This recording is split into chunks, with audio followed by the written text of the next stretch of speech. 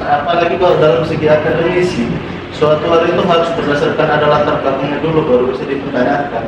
Kalau tidak ada latar belakang dulu tapi dipertanyakan langsung tiba-tiba bagaimana begini menurut Prof itu udah benar-benar nggak bisa dijawab dong. Ibaratnya ada ibu yang lagi kena stunting, tapi yang dipertanyakan itu kenapa anaknya punya Down syndrome, itu kan udah make sense. Latar belakangnya apa, pertanyaan yang jawabnya apa, makanya memang lebih bagus menjawab suatu hal yang tidak ada kapasitas dan bobotnya, dan lebih bagus dengan diam. Maka dibalas lagi dengan omongan, kalau maunya disuruh ngomong nah gitu kan. Misalnya dibalasnya itu dengan omongan yang gini juga gitu. Kalau banyak yang pendukung bilang misalnya bahwasannya pada saat Anies yang menyerang Pak Prabowo langsung viral, tapi pada saat Gibran yang membalaskan dendamnya, membalaskan apa yang telah diperbuat Anies melalui gerakannya kepada Pak Mahfud malah dibela, itu sungguh-sungguh hal yang kurang sih sebenarnya. Apalagi dalam debat itu ada yang namanya mentor manner. Nah di mannernya inilah mungkin Mas Gibran ini melanggar lah. Kode etik. Ya benar. Kalau masalah kode etik, seharusnya kaum muda ini tahu loh. Pak Anies Baswedan itu 2013 itu jadi ketua komite etik di KPK. Masa ketua komite etik dibilang pelanggar etik? Nah, karena kita tahu Mahkamah Konstitusi itu mengesahkan dan mengimplementasikan sebuah norma. Tapi itu yang dilanggar, lebih nggak beretika mana? cerita-cerita soal etik, kalau dalam etika berdiskusi itu kan harusnya yang ditekankan poin. Satu poin, habis itu datanya. Kalau Gibran ini kan justru dia menekankan terminologinya itu. Yang penting bahasa Inggris aja dulu kan, biar nampak keren di para penyembah orang tuanya. Nah, sebenarnya pun yang dibahas itu kan juga ada seperti misalnya Gibran menggunakan kalimat trap. Sebenarnya itu fine-fine aja dalam debat menggunakan kalimat trap, atau yang ibaratnya membuat lawan debat kita tuh bingung arah tujuan dan masuk debat kita itu kemana. Itu nggak masalah, cuman yang seharusnya dilakukan Mas Gibran ini itu pada saat dia melakukan speech trap atau kalimat tadi yang men-trap lawan debat, seharusnya itu dia on point-nya dapat gitu loh. Jangan tiba-tiba nge-trap terus menjadi lawan, itu kurang bagus juga. Itu di debat kurang. Penggunaannya sih yang kurang pas gitu dilakukan. Jadi bedakan menyerang data sama menyerang dengan cara gestur itu betul-betul beda. Karena kalau masalah kinerja seharusnya ojol lebih berhak meminta kepada pemerintahan untuk menghapus rating kinerja. Kan orang itu yang sering difitnah kan kinerjanya.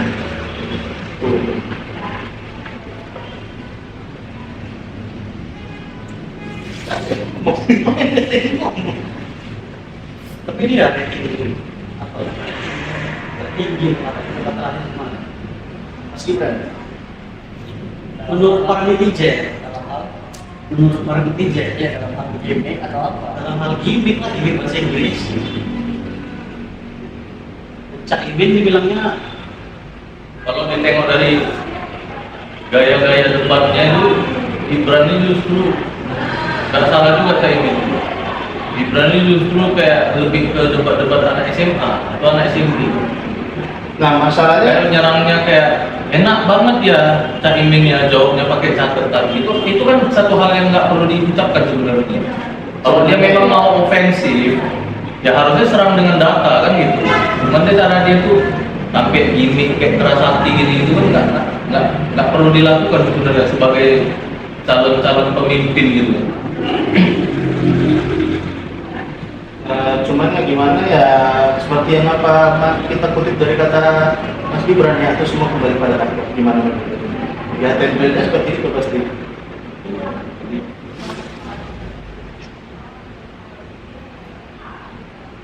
mana berapa dibahas?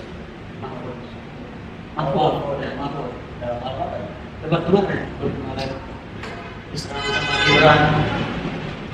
Sebetulnya kalau ini nggak tahu ya, saya dan Mahfud mengeluarkan statement bakal keluar dari menteri setelah habis masa depan. Harusnya dia 10 hari sebelum pasca debat. Jadi si Mahfud ini, profesor itu bisa menyerang Gibran secara jelas.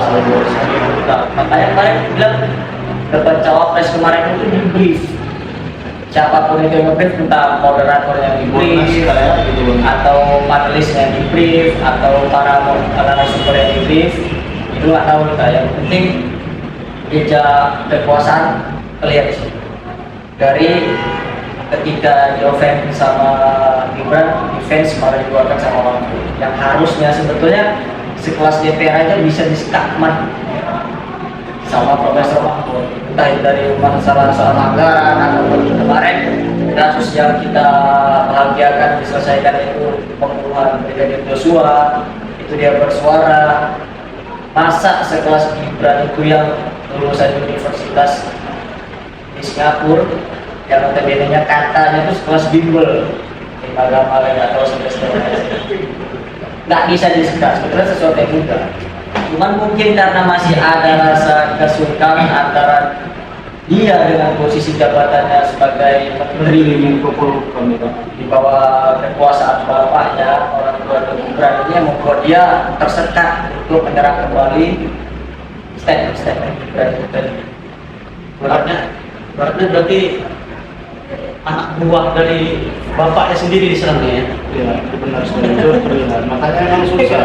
Makanya memang blunder juga sih peraturan tahun 2017 itu yang mengatakan ASN beserta jajaran pejabat boleh untuk berkampanye. Jadi akhirnya mereka kesusahan sendiri pada saat lawan debatnya atau lawan itu adalah sosok pemimpinnya sendiri kan gitu. Susah dia jadinya, blunder sendiri akhirnya undang-undang yang dibuat tahun 2017. Tetapi begini, justru malah ketika Profesor Mahfud untuk kita andai lebih soft hegemoni waktu lawan Gibran itu justru malah mempertanyakan integritas dia sebagai menteri. Harusnya dia mempunyai sikap integritas. Pasca dia harus tahu posisi mana depan, mana kinerja dia di dalam pemerintahan. Itu yang kita sayangkan. Kalau memang debat memang harusnya ada defense, ada offense, harusnya dilakukan aja. Gak pandang dulu siapa itu lawan debatnya. Entah itu dia anaknya sendiri atau anaknya presiden, kita nggak perlu. Seharusnya seperti itu Bang Cuman framing dari media sosial kan pada saat H+1 pasca debat kan langsung bertebaran itu isunya bahwasanya seorang menteri bisa mencela program-program pemerintah. Nah, statement itu yang mungkin membuat pemikiran Pak Mahfud jadinya acak adut lah kita bilang, waduh ya juga gitu kan, agak terbelenggu. Akhirnya mau tidak mau dia H+3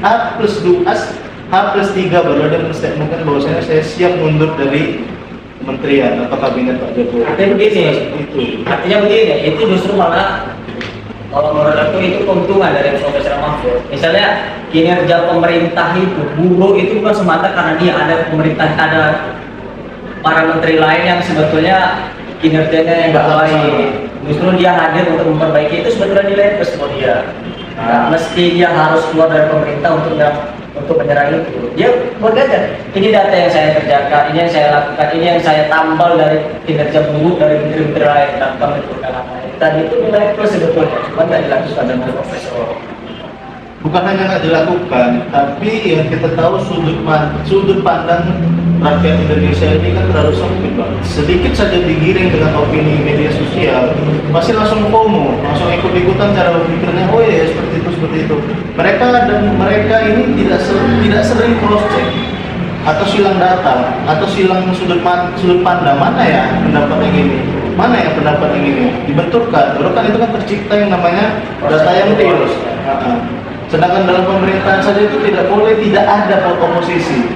Oposisi diperlukan itu untuk menjaga netralitas dan kewenangan pemerintah dalam membuat kebijakan kepada rakyatnya. Jaga stabilitas ya. Supaya nggak mau. Jika tidak ada oposisi, yang ada sudut pandang dalam pembahasan sebuah forum itu sempit, ya itu aja gitu. Jadi memang benar ada indikasi dalam debat kemarin itu bahwa debat itu memang diberi Ada dari mulai sikap-sikap atau mungkin dari sisi dari Caimin yang tidak melakukan counter terhadap framing yang dibangun Gibran itu mungkin ya karena kemarin lain dia bekas dari oposisi dari kekuasaan yang membatasinya itu, atau mungkin ada skandal-skandal tanda kutip mungkin yang sebetulnya catatan merah itu bisa saja dikeluarkan pihak istana kalau dia terlalu ofensif kepada Caimin ya, pada Gibran. Caimin ya. Kemungkinan dua-duanya. Ya makanya kemarin aku bilang debat cawapres itu di brief udah asik. Lebih asik memang debat capresnya.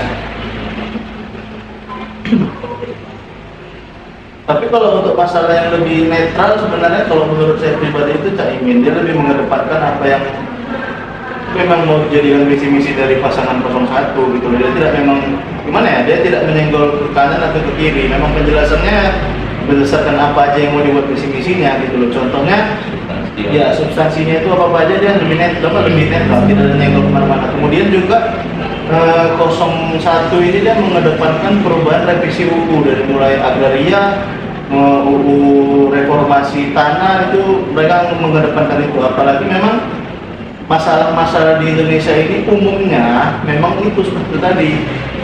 Bahkan isi undang-undang sendiri saja itu ambigu menjelaskan antara tanah adat dengan tanah negara. Itu masih ambigu pada saat ini diisi undang-undang tersebut. Itulah yang memang pingin diubah atau memang pingin direvisi dari 01. Tapi Caimin itu termasuk defense juga. Saat bilang penting bukan catatan FK. Ini kan defense juga ya, jangan balik ya kan. Berarti kontornya dan nggak ada alasan dari segi Gibran. Benar sih. Cuma defensifnya itu yang saya lihat memang cuma itu aja. Halus ya, kan? ya. Halus. Cuma itu tadi makanya saya sampai Satire ya. tidak bisa melihat wah itu defensif rupanya gitu loh. Ya, benar. Cuma itu aja sih. Selebihnya yang memang terlalu banyak ofensif itu ya itulah dimasukkan sendiri.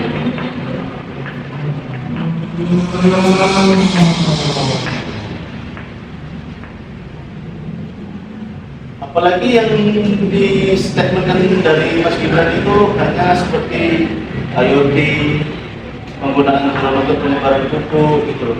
Maunya itu ya jangan jauh-jauh gitu loh, sekedar memberikan sosialisasi kepada edukasi saja pada pihak petani yang langsung bersinggungan dengan tanaman aja. Dari mulai tahun 2000 berapa minat anak muda menjadi petani itu menurun.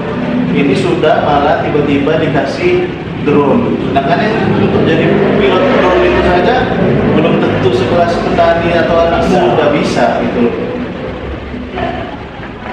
Lebih bagus itu sosialisasi yang lebih pelan-pelan lah, lebih terperinci. Atau kalau lebih bagus lagi, mengundang dulu lah minat-minat muda ini menjadi petani kembali. Apalagi dalam tanda kutip bukan mengejekkan sebuah lulusan wisudawan, rata-rata sarjana pertanian, agro atau peternakan itu kebingungan untuk mendapatkan lowongan kerja karena memang betapa minimnya lahan pertanian kita dan juga lowongan kerja yang ada pada bidang di situ gitu, di bidang pertanian itu. Seharusnya itu ditarik, baru dikasih wawasan yang lebih lebar. Dan langsung tiba-tiba dikasih teknologi yang benar-benar mentah-mentah tidak diketahui. Dia bisa ngomong gitu kan karena dia punya startup Yang bergerak dalam bidang nggak tahu katanya ada banyak dengan startup. Makanya dia ngerti IoT kan, Internet of Things, IoT, ngerti dia. Dan IoT itu udah lama. Terus setelah dia ngomong kayak gitu, aku nggak heran. Menurut orang yang punya startup, tahu. Bahasa-bahasanya kan ya. nggak asing kan, bahasa bisnis. Benar-benar.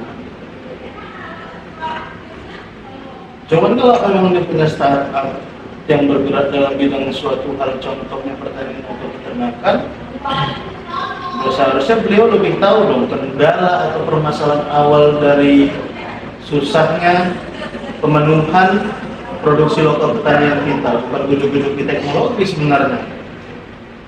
Itu kan visi dia ke depannya. Kan dibilangin 2060 kan ya. Ya. 50 atau 60. Indonesia emas kalau nggak salah. Paling itu mas Gibran.